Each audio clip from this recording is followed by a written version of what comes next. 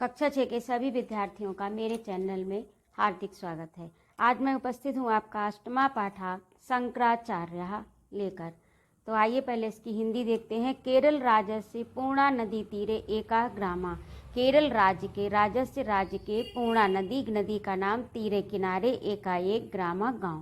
केरल राज्य के पूर्णा नदी के तीरे एक गांव है। ग्रामस्य नाम कालडी अस्ति। गांव का नाम कालडी है। 788 तमे वर्षे यानी ईसा पूर्व शंकराचार्य से जन्म अभवत। तो इसमें 788 ईस्वी पूर्व शंकराचार्य का जन्म हुआ था। अस्य पितु नाम शिवगुरु मातु नाम आर्यम्बा चा आसीत। इनके पिता का नाम शिवगुरु और माता का नाम आर्यम्बा था। शंकरस्य बाल्यकाले एव पिता दिवंगतः। शंकर के बाल्यकाले यानी बाल्यकाल में बचपन में ही पिता पिता जो थे वो स्वर्गलोकवासी हो गए यानी दिवंगत हो गए। अतः माता आर्यम्बा एव शंकरस्य पालनम अकरोति। अतः माता आर्यम्बा ने शंकर का पालन पोषण किया। बाल्यकालाद एव सा अतीव प्रतिभा संपन्ना आसीत। बाल्यकाल से ही ये अत्यंत प्रतिभा संपन्न थे। एकदा शंकर स्नानाय नदी प्रविशत। एक बार शंकर स्नान के लिए नदी में प्रविशत माने प्रवेश किया, नदी में गए। तत्रः एका मकरातम गृहीतवान।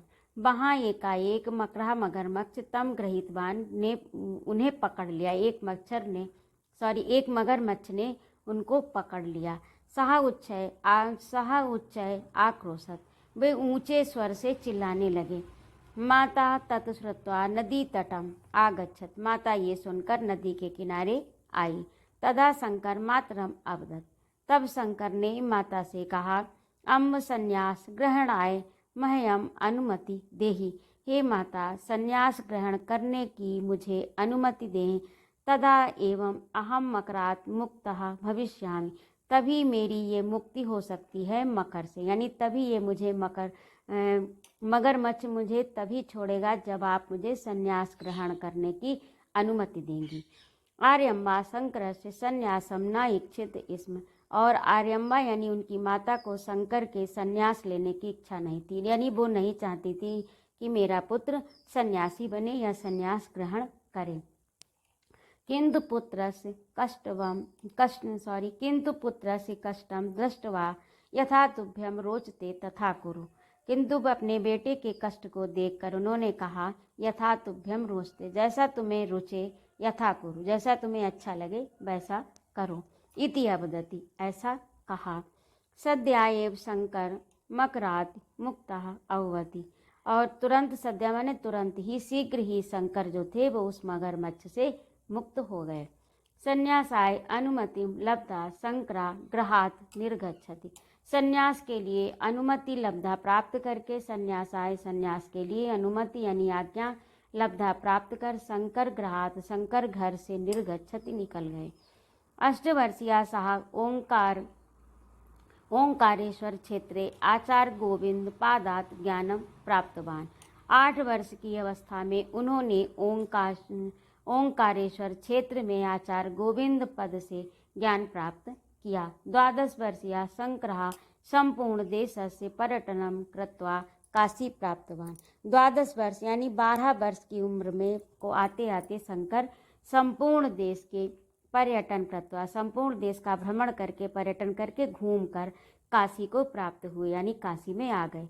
16 वर्षे सा ब्रह्मसूत्र से भाष्यम लिखितवान। 16 वर्ष की उम्र में उन्होंने ब्रह्मसूत्र भाष्य नामक पुस्तक लिखी।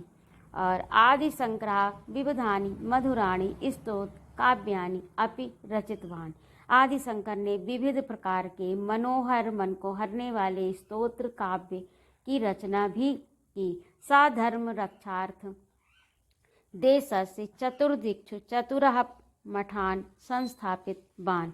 उन्होंने धर्म की रक्षा के लिए देश के चारों ओर यानी चारों दिशाओं में, चारों तरफ मठान यानी 4 मठों की संस्थापना की चारों दिशाओं में। केवलम द्वात्रिशे एवं वयसि शंकराचार्या ब्रह्म भावम उपगता।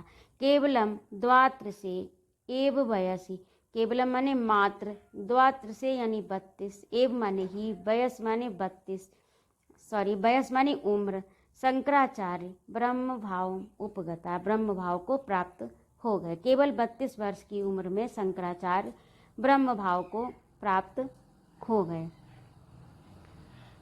आदि शंकराचार्य भारतवर्ष से ऐक्य साधने, आदि शंकराचार्य भारतवर्ष की एकता के लिए किंचित सनातन धर्म से प्रतिष्ठायाम, और सनातन धर्म की प्रतिष्ठा के लिए सर्वदा स्मरणीय विद्यते, हमेशा याद किए जाएंगे या इनका स्मरण किया जाएगा। सनातन धर्म की प्रतिष्ठा और भारत की एकता के लिए ये सदैव स्मरणीय रहेंगे। तो ये थे आज आपकी अष्टम पाठ की हिंदी अनुवाद। आगे देखिए शब्दार्था। शब्दार्था में है दिवंगत मृत्यु हो गई, पूर्णा नदी तीरे, पूर्णा नदी के तट पर प्राविशत प्रवेश किए, आक्रोशत चिल्लाए, श्रुत्वा सुनकर, सद्यः तुरंत, शीघ्र, लब्धा प्राप्त करके, प्राप्तवान प्राप्त किए, निर्गच्छत निकल गए, संस्थापितवान संस्थापित किए, द्वात्र से 32वें वर्ष में, वयसी उम्र में। तो ये आपके शब्दार्थ हुए। इसे आप अपनी उत्तर पुस्तिका में लिखिएगा और इनको याद भी करिएगा। अगला है आपका अभ्यास है उच्चारण कुरुतम पुस्तिकायाम च लिखत। उच्चारण कीजिए और अपनी उत्तर पुस्तिका में लिखिए।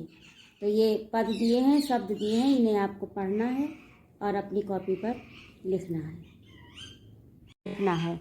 2 में लिखिए यथा योग्यम योजयत, जैसा उचित हो वैसा मिलान करिए। मातरम अवदत भाष्यम अलिखत ज्ञानम प्राप्नोत प्रचारम अकरोत जन्म अलवत नदीम अगच्छत। और 3 में है आपका एक पदेन उत्तर, एक पद में उत्तर दीजिए। पहला दिया है केरल राज्य, दूसरे में है पहला दिया है केरल राज्य। का में है शंकरस्य पिता कदा दिवंगतः, बाल्यकाले। खा में मकरे और गा में संपूर्ण देशस्य, घा में धर्मस्य। फिर संधि विच्छेद कुरुत, संधि विच्छेद कीजिए। तो ये पद दिए हैं, इधर संधि विच्छेद आपको करना है। एक उदाहरण दिया है शंकर धन आचार्य सर्वोदया सर्व धन उदया, ओंकारेश्वरम ओंकार धन ईश्वरम। अगला है 5 में वाक्यान रचयत, वाक्यों की रचना कीजिए। पूर्णा नदी तीरे, पूर्णा नदी तीरे एक ग्रामः अस्ति, एकः ग्रामः अस्ति।